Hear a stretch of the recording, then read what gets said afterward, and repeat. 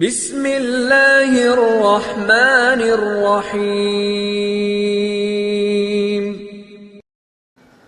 نبی صلی اللہ علیہ وسلم یہی کلمات کہا کرتے تھے جب کوئی فوت ہوتا تو آپ کی زبان پہ یہ الفاظ ہوتے، انا للہ و انا الیہ راجعون۔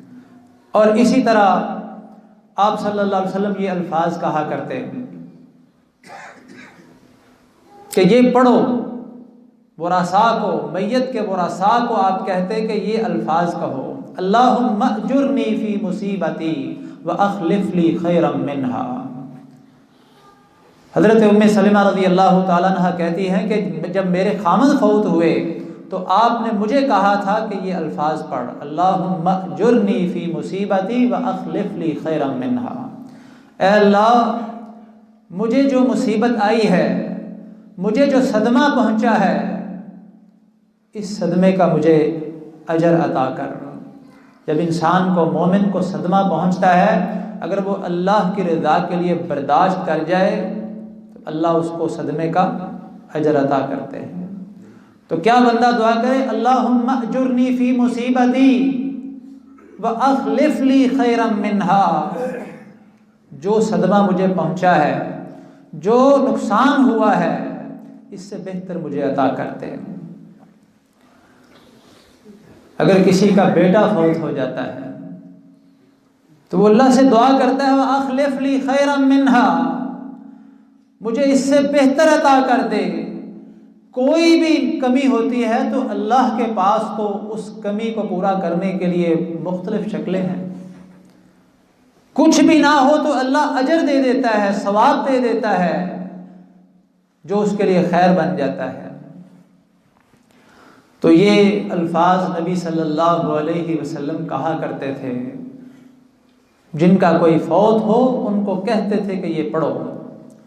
اور اسی طرح نبی صلی اللہ علیہ وسلم یہ کہا کرتے، ان للہ ما اخذ، جو اللہ نے لیا ہے وہ اسی کا تھا، اس نے لے لیا ہے، اس کی امانت تھی۔ جو اب پاس ہے وہ بھی اسی کا ہے، وَلَهُ مَا عَطَى، جو اس نے دیا ہوا ہے وہ بھی اسی کا ہے، جو لے لیا ہے اسی کا تھا۔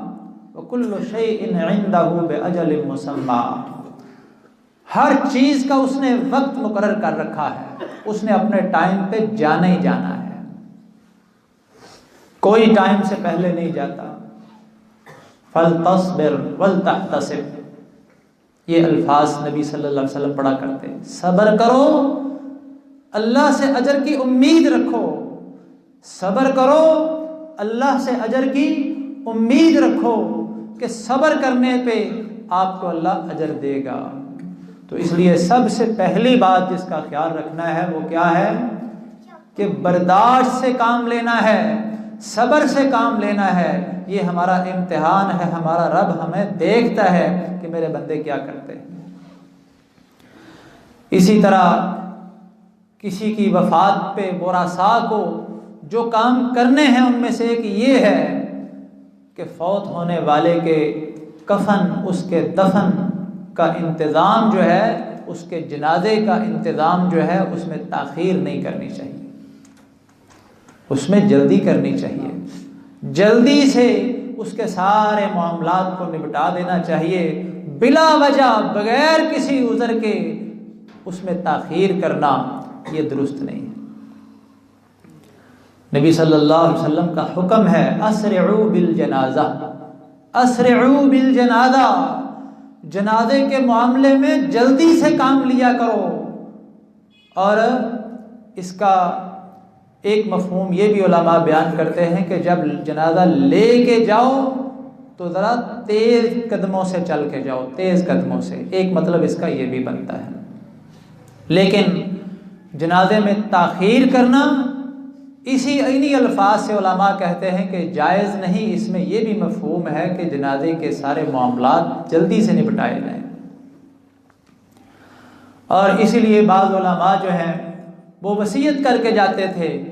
علامہ البانی رحمۃ اللہ علیہ کے متعلق لکھا ہے کہ انہوں نے وصیت کی تھی کہ اگر میری وفات عصر کے ٹائم ہو تو مغرب کی نماز سے پہلے مجھے دفن کر دینا۔ اگر مغرب کے ٹائم ہو تو عشاء سے پہلے مجھے دفن کر دینا۔ یہ ہے احادیث پہ عمل کرنے والے لوگ جو ہیں وہ اس طرح کی وصیتیں کیا کرتے ہیں۔ آج بلا وجہ ہم لوگ میت کو رکھ دیتے ہیں، فلاں آ رہا ہے، فلاں آ رہا ہے، ٹھیک ہے صدمہ ہے، وہ رشتہ دار ہیں، وہ تعلق دار ہیں، لیکن سوال یہ ہے کہ جس نے آنا ہے اس نے دعا کرنی ہے، اور دعا تو دفن کے بعد بھی ہو سکتی ہے۔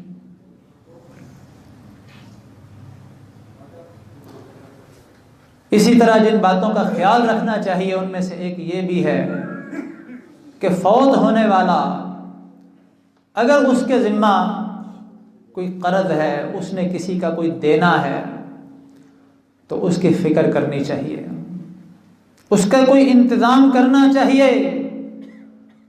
اگر وہ اپنے پیچھے اتنا مال چھوڑا اس نے کہ وہ قرض جو ہے اس کے مال سے ادا ہو سکے، اس کا قرض ادا کیا جا سکتا ہے، تو پھر جنازے سے پہلے اس کا قرض ادا کر دینا چاہیے، یا کوئی ذمہ داری لے لے قرض کی ادائیگی کی۔ یہ نبی صلی اللہ علیہ وسلم کا جو معمول تھا، جو آپ کا طریقہ تھا، اس سے یہی بات سمجھ آئی ہے۔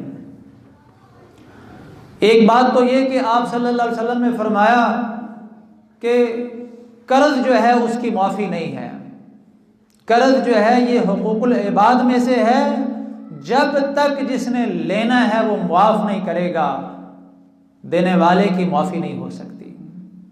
وہ اس کے ذمے ہے، وہ اس کے اوپر بوجھ ہے، وہ قبر میں بھی اس کا بوجھ ہوگا، حشر میں بھی اس کا بوجھ اس کے اوپر ہوگا۔ ہمارے ہاں مسلمان اس بات کو بہت معمولی سمجھ لیتے ہیں، لے لیا کسی سے پھر بس سمجھتے ہیں کہ یہ اپنا ہی، فکر نہیں دینے کی۔ وقت کا کسی کو پتہ نہیں، کیا پتہ کب انسان کا آخری لمحہ آ جائے۔ اپنے معاملات کو ساتھ ساتھ انسان کو کلیئر کرنا چاہیے۔ آپ نے فرمایا جو قرض لے کے قرض دینے کی نیت رکھتا ہے، ارادہ رکھتا ہے کہ میں نے دینا ہے، اور فکر رکھتا ہے، اللہ اس کی مدد کرتا ہے۔ اور اگر انسان یہ چاہتا ہو کہ کوئی بات نہیں، نہ بھی دیا گیا تو پھر کیا ہوگا، پھر اللہ اس کی مدد نہیں کرتا، پھر اللہ کی طرف سے مدد ختم ہو جاتی ہے۔ نبی صلی اللہ علیہ وسلم کے پاس جب کوئی خبر آتی کسی کی وفات کی، صحابی کی، تو آپ یہ سوال کیا کرتے تھے، اس پہ کوئی قرض ہے؟ آپ پوچھتے ورثاء سے اس پہ کوئی قرض ہے؟ اگر آپ کو یہ بتایا جاتا کہ اس پہ قرض ہے، تو دوسرا سوال آپ یہ کرتے کہ اس نے جو مال چھوڑا ہے، جو اس کا ورثہ ہے، اس کی وراثت ہے، کیا اس سے اس کا قرض ادا ہو سکتا ہے؟ اگر یہ جواب ملتا کہ ہو سکتا ہے تو آپ کہتے پہلے اس کا قرض ادا کرو۔ اتنا اہم معاملہ ہے یہ۔ ہم شاید تعجب کریں کہ اس کو کفن دفن کے معاملات، صدمے ہیں، پریشانیاں ہیں، یہ بعد میں ہو جائے گا۔ آپ کہتے میں نے جنازہ نہیں پڑھانا، جو مرضی جنازہ پڑھا لے جا کے، میں جنازہ نہیں پڑھاؤں گا۔ آپ صحابہ سے کہتے اگر اس کا قرض جو ہے وہ نہیں ادا کرو گے تو پھر جنازہ کوئی اور پڑھا لے۔ اس لیے اگر اس کے ترکہ میں سے، اس کے ورثہ میں سے جو اس نے مال چھوڑا ہے قرض ادا ہو سکتا ہے تو کر دینا چاہیے، فوراً کرنا چاہیے، یا کوئی ذمہ داری لے لے کہ میں یہ قرض ادا کر دوں گا۔ نبی صلی اللہ علیہ وسلم کے بارے میں آتا ہے کہ جب حالات کچھ بہتر ہو گئے، مسلمانوں کے بیت المال کا نظام قائم ہو گیا، تو آپ پھر کہہ دیا کرتے تھے کہ اب اگر اس کے پاس، اس کے مال میں اتنا مال نہیں جو اس کا قرض ادا ہو سکے، تو بیت المال سے میں ادا کر دوں گا۔ آپ ذمہ داری لے لیا کرتے تھے۔ لیکن اب تو وہ بیت المال والا نظام نہیں، اب تو اس کے ورثاء نے ہی یہ ذمہ داری لینی ہے۔ تو انسان کو کوشش یہ کرنی چاہیے کہ اپنے معاملات صاف رکھے۔ اگر دنیاوی جو لین دین چلتا ہے اس میں اگر تھوڑا بہت اس کا رہ گیا ہے تو اس کو مرنے کے بعد کلیئر کرنا چاہیے۔ اللہ رب العزت کے ہاں اس کی معافی نہیں ہوگی، کیونکہ یہ حقوق العباد میں آتا ہے اگر بندہ معاف نہ